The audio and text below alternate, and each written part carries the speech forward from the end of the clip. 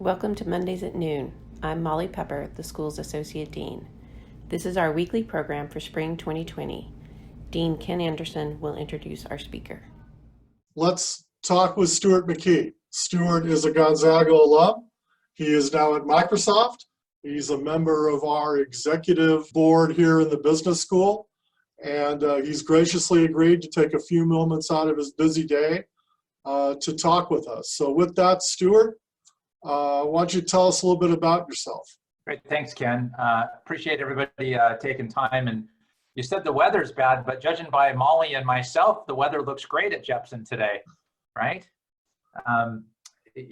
First of all, say thanks to everybody for taking time to do this. This is such a strange time. I can't overstate how odd this has been. I'm very much a mobile worker, work from home kind of person, but even by my standards, this is just odd. I so desperately want to go interact with people and be a human being. And it seems these Zoom meetings, is something that we've been doing for quite a while, but I'm really impressed with how quickly organizations are transitioning. I think that's a positive. I'm currently the Chief Technology Officer for Microsoft state and local government business. The last few weeks in particular, I've been spending the majority of my time really helping Microsoft with our COVID response around state and local government in the US, which has been keeping me quite busy and exposed to a lot of things happening across the country. My history with Gonzaga goes back quite some time. My grandfather was actually a graduate in 1933, and I ended up there somewhat by mistake, but was very fortunate to meet Bud Barnes and get an MBA. And I now have two young McKee kids that one is graduated and one is a senior, unfortunately dealing with his last semester remote. So anyway, that's who I am, Ken, and appreciate you guys taking to have me interact as well. So can you talk a little bit about your job pre-coronavirus? Yeah, so I've had a number of different experiences. Kind of ended up getting involved with government. I call myself the accidental servant in that most of the opportunities that I've had have been accidents. I served under Governor Locke for a couple of years, which was kind of interesting. And about 15 years ago, came to Microsoft. And my role, I spend half my time outside of Microsoft helping governments understand Microsoft and what we do. And then the other half of my time inside of Microsoft, helping Microsoft understand government. So that includes a whole host of things from public safety to healthcare to IT operations to basic block and tackle legislative hearings and meetings. It's been really interesting because the last 10 or 15 years, this has been true for a long time, but the last 10 or 15 years in particular have been a radical evolution in technology. Cloud computing, which is a kind of a buzzword, but our networked enabled world has just really accelerated in the last 15 years. And one thing I can say, Ken, I'm really pleased that, frankly, we're very fortunate that the infrastructure that we have in place today and the technologies for the current crisis we're dealing with is actually here. I can't imagine what we would have done in this kind of scenario even 5 years ago, let alone 10 years ago. The disconnection would have been even more extreme and more challenging. So anyway, that's what I spend my time doing. So what have been the biggest changes, say, day to day for you from pre-corona to now?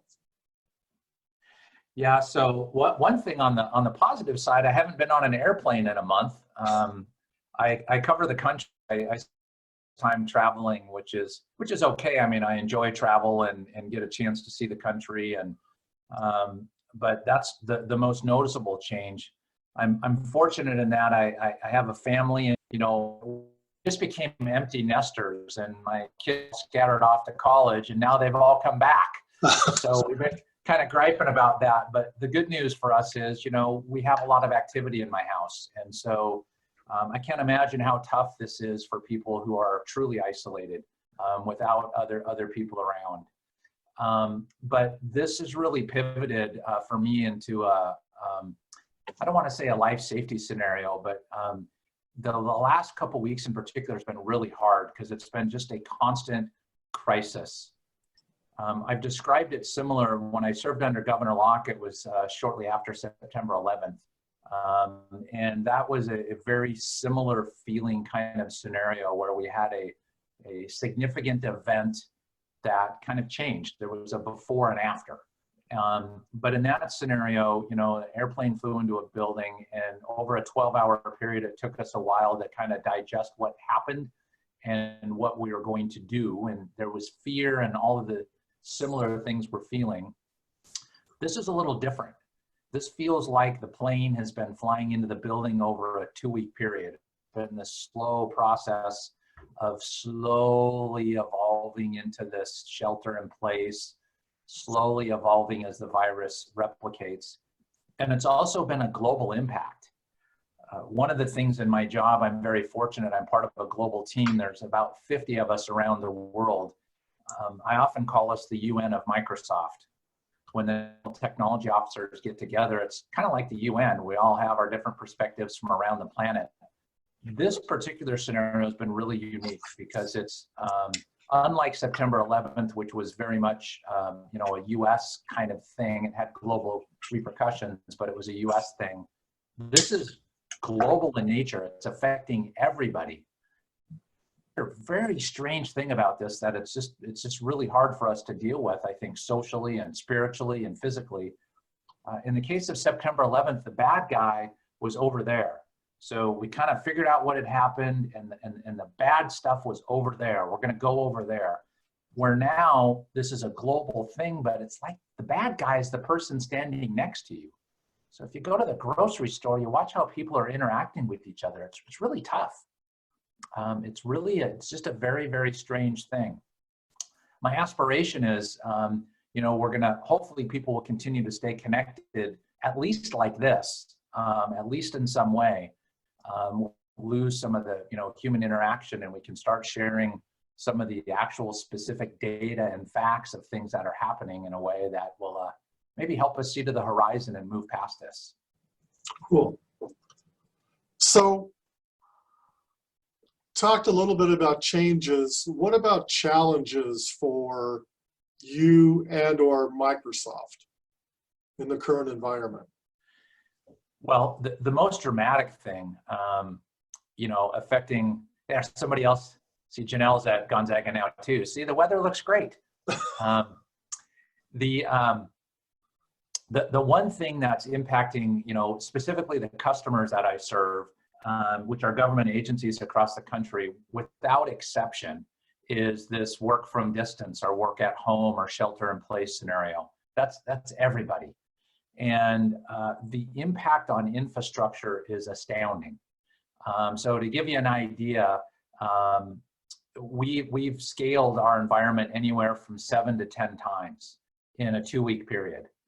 So that sounds interesting. It's like, wow, you've grown by 7 times, and you know, at any given time, you know, what does that mean? But if you think in the concept of a retail store that might have 10,000 square feet, imagine it growing overnight to 70,000 square feet. To give you a sense of scale, the data centers and infrastructure that we run to operate environments like this, like Zoom is running on infrastructure. One of our data centers in the US is over 600 acres in size in Boynton, Virginia. And that's literally a campus and a facility of buildings that, you know, have spindles and hard drives and computers and all kinds of blinky lights. But imagine 600 acres. I think for scale, I want to say the Gonzaga campus is probably, I'm going to guess, 200 acres, maybe.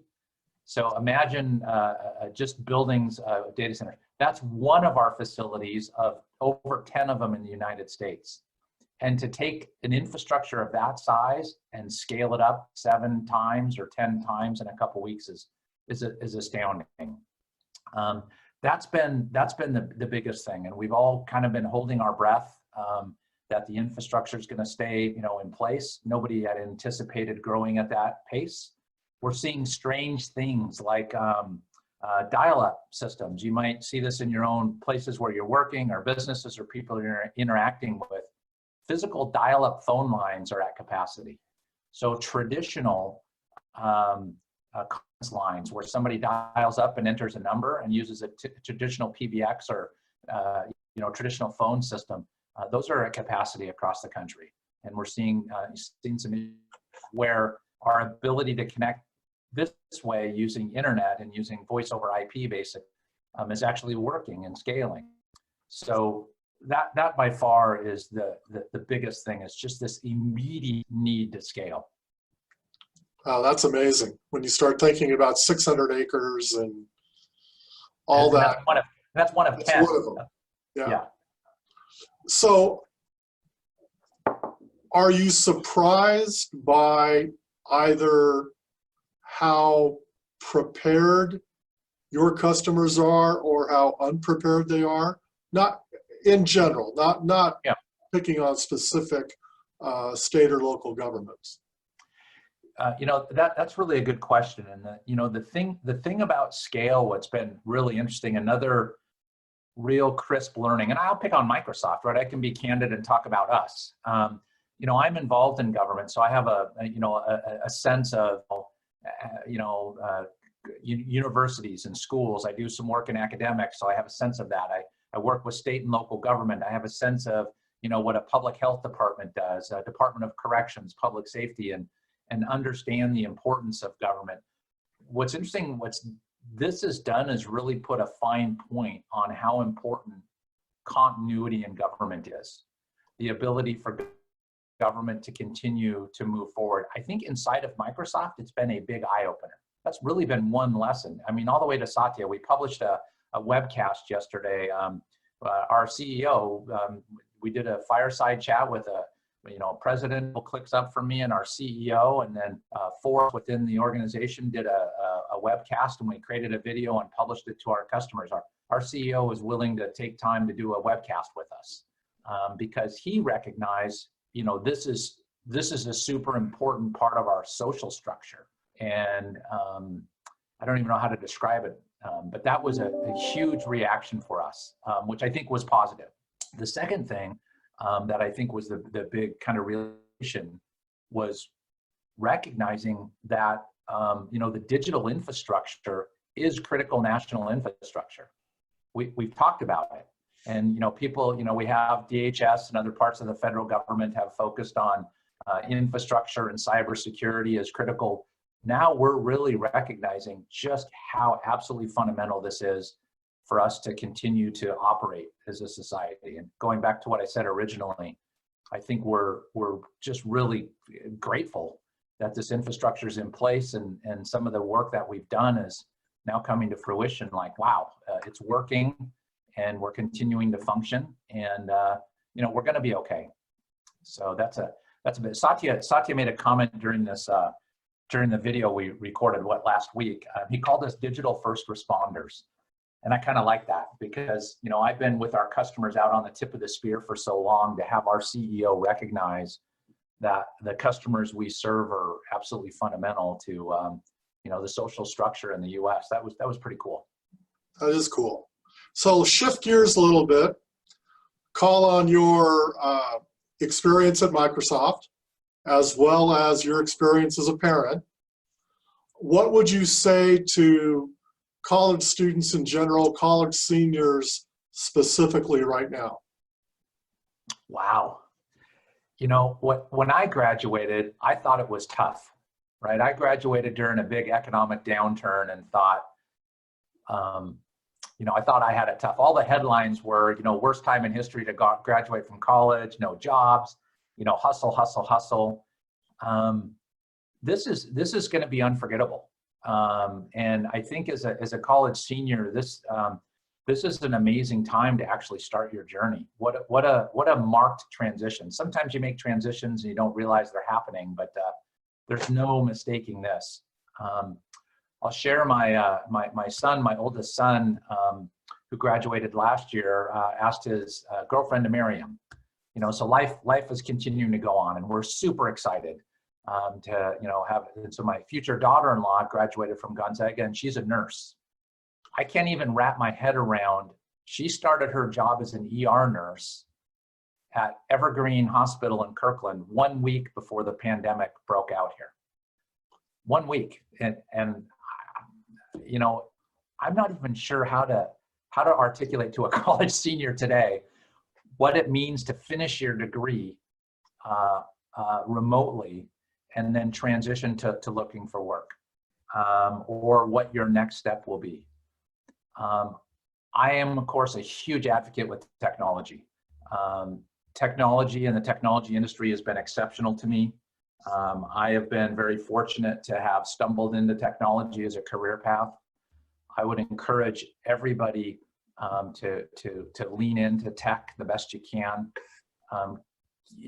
People are just trying to figure out how to solve these problems, and I think technology in particular is going to become more important to every single business aspect, every single aspect of our economy, whether it's public good, whether it's delivering retail, whether it's delivering taxes, whatever it is.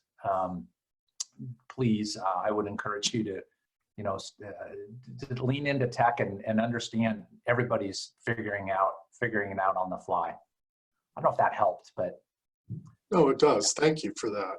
Anybody have any questions for Stuart?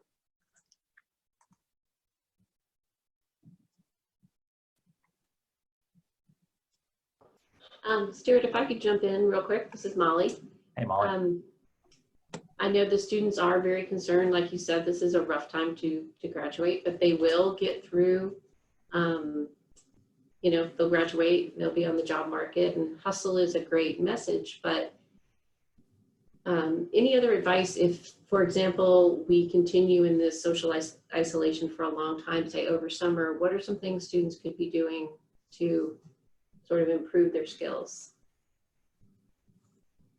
That's a great question. I think one thing I've seen inside of Microsoft, this kind of behavior and trying to deal with interacting and conversing with people on Zoom is hard.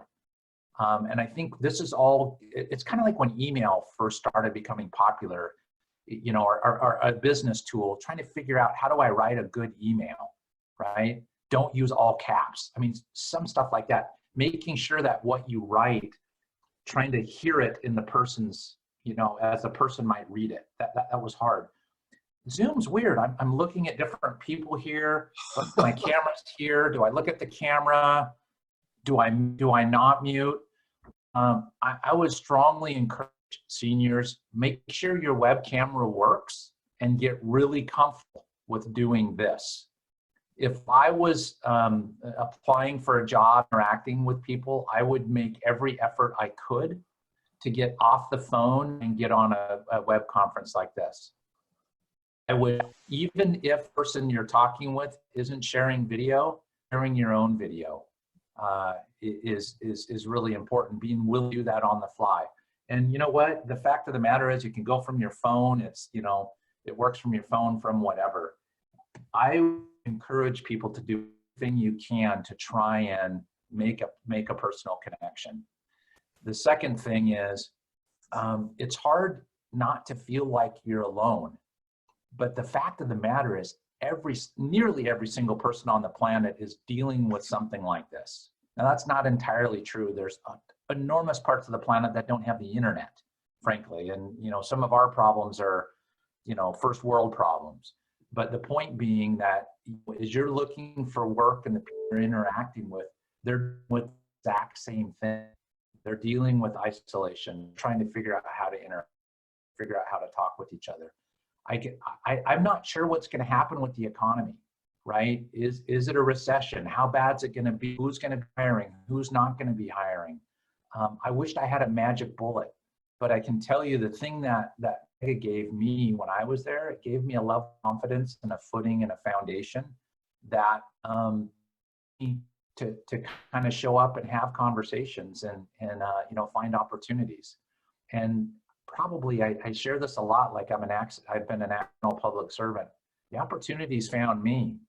My job was to get out of bed and to try and knock the discouraging conversation off this shoulder that's telling me, hey, it's bad, it's bad, it's bad. It's like, yeah, I don't know what it is, but I'm going to show up today and see what happens.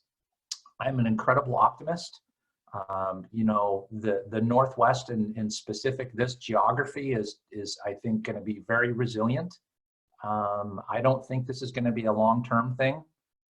It's been longer term than I thought it would be already, but I just think we're gonna, turn the corner here pretty quick, and there's going to be a before and after period. We're going to have to do some new social norms, but I think companies are going to hire. Companies always need talent. Companies always and organizations always need bright, smart people, and it turns out Gonzaga cranks them out. So don't forget that. So we've got a question from Rob Reuter, who is one of our outstanding adjuncts. And he asks, what does resilience in work, finances, or social look like after the isolation? Yeah, that's actually a great question. And I don't mean to make fun of it, but I'll tell you what, when everybody, I'm in the Seattle area, so, it's kind of started happening here sooner. And, and I mentioned my future daughter-in-law was at Evergreen, so I was kind of exposed to some of it early on. Microsoft's a global company. We have people in China and around the world, so we also have some exposure to things as they're happening earlier. But I'll tell you what, while everybody was freaked out about toilet paper, I wished I'd have gotten a haircut. So I'm not, the physical part of what's going to happen is it's going to be really odd. Is businesses start opening up. I can't imagine what hair salons and stuff are going to be like. There's just going to be this weird process. But I think one thing that I've been exposed to, let me share this. I think we've done a really good job, over the last 20 years. Globalization, I think, has been a good thing. It's been a good thing for the world on a bunch of levels. We could argue that we have COVID here. Maybe if we didn't have open borders, that's not a good thing. But one of the things that globalization has allowed us to do is really maximize the assets on the planet. And what I mean by that is, just common economics, you move goods and services to where they're most effectively used. And a lot of the just-in-time inventory kind of systems we put in place, which have really created a ton of efficiencies in the system, have been fantastic for a bunch of reasons, and not just because products and services are better, faster, and cheaper, but that's a big part of it. Unfortunately, what that's done in the supply chain of many of these systems, they're so efficient that when we have an economic shock like this, the system dries out almost instantly. And I do have some concerns, some genuine concerns about how long is it going to take to get those supply chains moving again. Again, I'm an optimist. I think it'll happen very quickly. A great example is PCs and technology parts and components. How long is it going to take for us? Because that supply chain was short supply before COVID. And now, it hit China first, which was a big part of the supplier for a lot of parts and components. It will be really interesting to me to see how quickly that regenerates. I think other thing that will happen is a ton of inefficiency is going to go out of the system. And I'm seeing that, frankly, I pick on governments. There's a lot of governments that have, built in a ton of bureaucracy because they've been around for a long time and they could afford to. There's a lot of inefficiencies, I think, getting flushed out of the system that hopefully won't go back in. We won't have time or really the resources to really recreate the inefficiencies that were there once before. Cool. I don't know if that answers it, but. Thank you, Stuart. Janelle, do you have a comment on that? Yeah, thanks, Stuart. Thanks for inviting me. Also, it's really cool to kind of be back in the ZAG mentality a bit here. I'm a class of 2017 grad from the business school, and I work at Microsoft as well. I help with the Gonzaga Trek at Microsoft, so I'm big fans of both Microsoft and the ZAGs, as you can tell. Something I wanted to touch on was the social aspect, because I think I'm already seeing this really interesting shift that kind of relates back to being at GU. One of the main lessons I took from my time at Gonzaga was to be a servant in whatever way possible. How can you be giving back if you are in a place of privilege? What do you do with that? Like, that's not something we should take lightly. I'm seeing that a ton as I'm working from home, working in a 600 square foot apartment with a husband and a puppy, and working on calls with folks who have 2, 3, 4 kids at home, and their partner's working as well, or if they have like dogs running around and barking in the background. You know, there's been this really big shift for me and my team of empathy and patience, and this really interesting care for each other in a way of, well, what's your social situation like? Do you need to take kind of a mental health day here? How are you feeling? I've been asked a lot of how are you feeling more in the past 3 weeks than I think I've been asked in my last year on this team. I've been at Microsoft 3 years, but I shifted teams a year ago. So I'm hoping, you know, you kind of hear the horror stories of people fighting over toilet paper in the grocery store or whatever it is, but I'm hoping that with this kind of craziness that's happening in a pandemic situation, people are going to come out of it more so like leaning on each other in a way, or seeing how can we add more empathy into the workplace or just in general. That's what I'm hoping for. What I've seen a little bit of, so I wanted to add like tad bit of positivity there of like, Cool. keep being a zag, because I think it's spreading a bit. Well, thank you for that Yeah. very much. And for some reason, it's cloudy in your part of Spokane as opposed to blue skies and Stuarts. I picked the bad view, I guess. I picked the bad weather over here. Well, Stuart, I know you've got to run to a meeting. This has been wonderful. I appreciate you being our first guest, and you and your family stay safe and be well, and we will talk to you soon. Great. Thanks, Ken. And anybody, if I can be of assistance in any way, please let me know. And hopefully we'll see some of you guys on campus soon, or I'm going to see you on your campus before too long. So thanks so much. Great. Thank you, Stuart. Now, for the rest of you that might want to have questions for Molly Pepper or myself about what's happening in the business school, what we know or don't know, now would be the time to get after that. We can take a few minutes and answer any questions you might have. We may not have the answers, but we can try.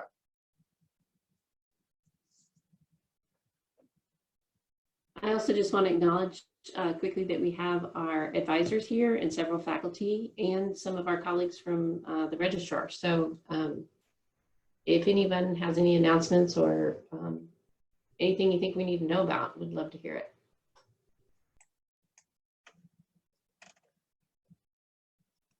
I kind of have a question just as an alumni to Ken, Molly, everybody.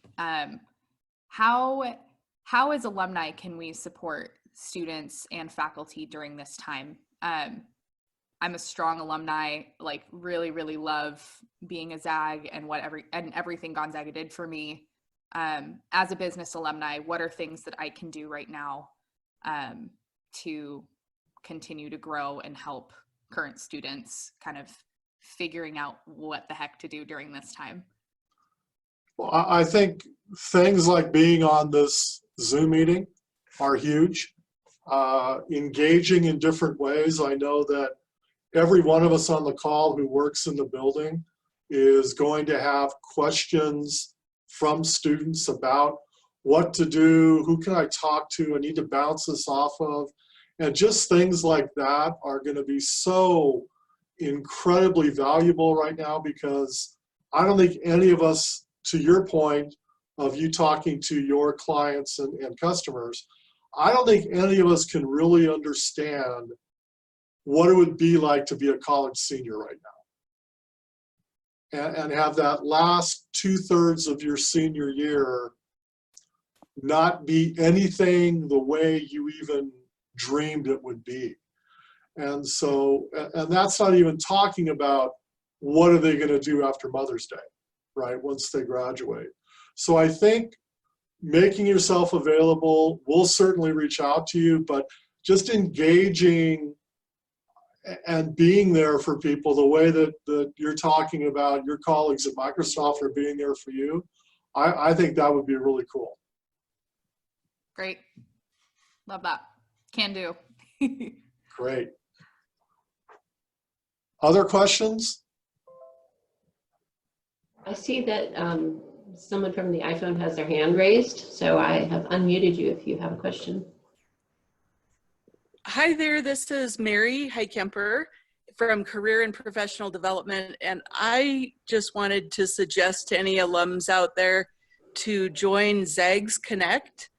And then the second piece I was going to suggest is if any of the organizations you work in have virtual internships, we're trying to get as many of those as possible for people to be able to work virtually. Mm-hmm. Thank you, Mary.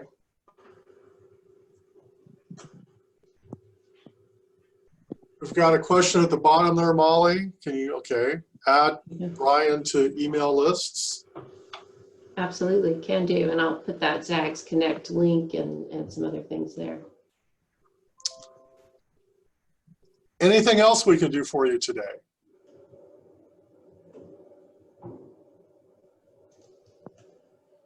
Oh. Okay, well, thank you all very much for joining us. We'll be back next Monday at noon with another special guest. Not sure who that's going to be yet, but it'll be somebody good.